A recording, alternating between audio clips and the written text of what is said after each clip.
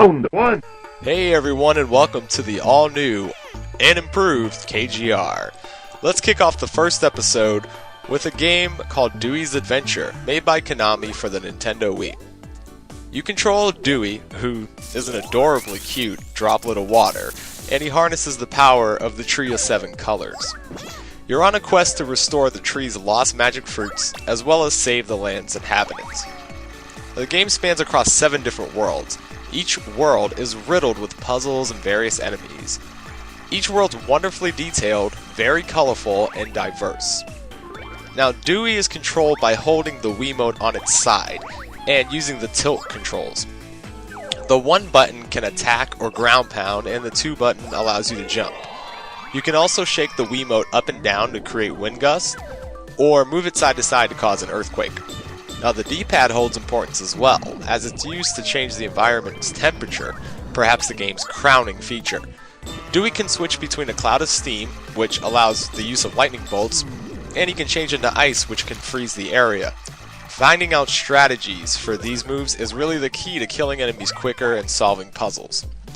Collecting the O's, like O to toilet, can be a hell of a challenge, as there are 2,400 of them in the game. There's 100 on each stage for the first 6 worlds, and clearing a level will get you a grade.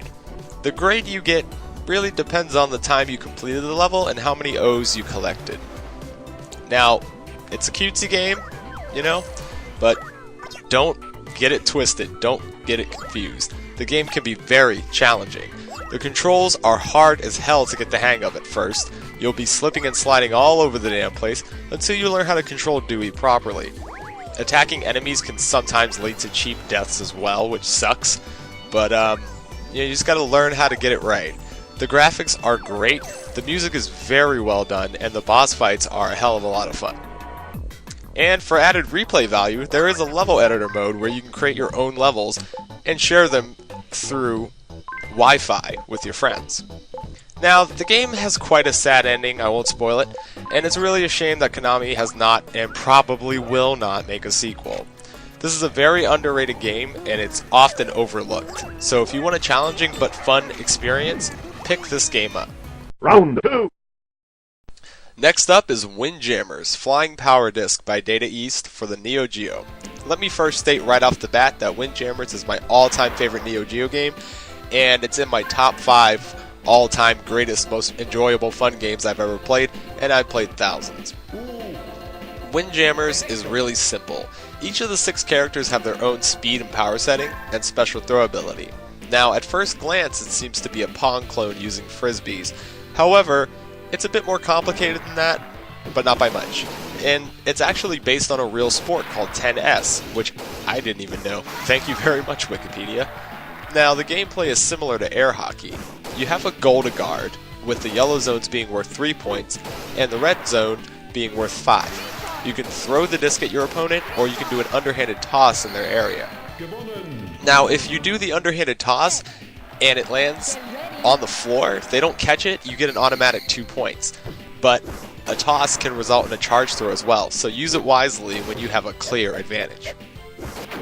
Now, the game is played in sets. Best out of 3, each set lasting 30 seconds, and a shutout occurs at 13 points. There are 6 levels that are randomly selected in arcade mode. Some of the later stages have barriers in the middle of the field that make it harder to defend your gold, which just adds to the challenge to me. There's also a cute little bonus stage where you have a dog fetch the flying disc, but you control the throw of the frisbee and the dog. In my opinion, Data East kicked ass with this title. It was satisfying when I played it in the arcades back in 1994, and it's just as enjoyable now. It's just a shame there never was a sequel. I can never get bored with this game. It's truly an excellent 2-player experience that everyone should try out at least once, even if you're not into sports-related games. Hell, I don't like sports-related games much, and I enjoy the shit out of this, so give it a shot. Final round. The Combatribes, an arcade beat-em-up released in 1990 from Technos. You can select from 3 different characters. You have Berserker, Bulova, and Blitz.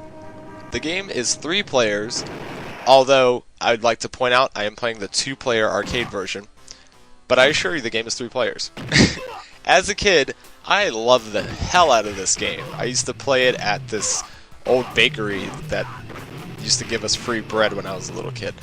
But I really like this game because it stood out from other beat-em-ups at the time. Most beat-em-ups you could just punch, kick, and jump and maybe pick up a weapon or two. In this one, you can smash 2 enemies' heads together and attack them when they're down in a variety of ways. You knock an enemy down, you can grab them by their feet and swing them around and throw them at other enemies. You can bash their face into the ground, complete with blood. You can kick them in the ribs. You can even do a double stomp into their spines. You can run and perform running attacks. You can pick up pinball machines and go-karts and shit and throw them at people. This game was way ahead of its time, seriously. You beat up various gangs and their leader in each of the acts. And boy, are these guys tough. The game was designed to devour your quarters, and it really shows as soon as the first boss appears and beats the living shit out of you. Oh, and it gets worse. The difficulty gets rather insane. Even when you have the hardest difficulty setting on, it gets brutal. Also, it seems the inspiration for the character Brocken from the game World Heroes came from this boss shown here. Looks and fights just like him. Seriously, that's strange. And for those manly macho men, you'll be severely emasculated when you get your ass, dick, and balls handed to you by Martha Splatterhead, the game's final boss. Simply put, she's a fucking beast. What's worse than that? Well, play the game with 3 players at once and you'll face 3 Marthas. Yeah, good luck with that. Flashy, well-animated, colorful graphics, nice soundtrack, especially for the final stage, and very nice sound effects. Somewhat stiff controls, but they have a nice unique feel to them. It's nowhere near as bad as many people make it out to be, really.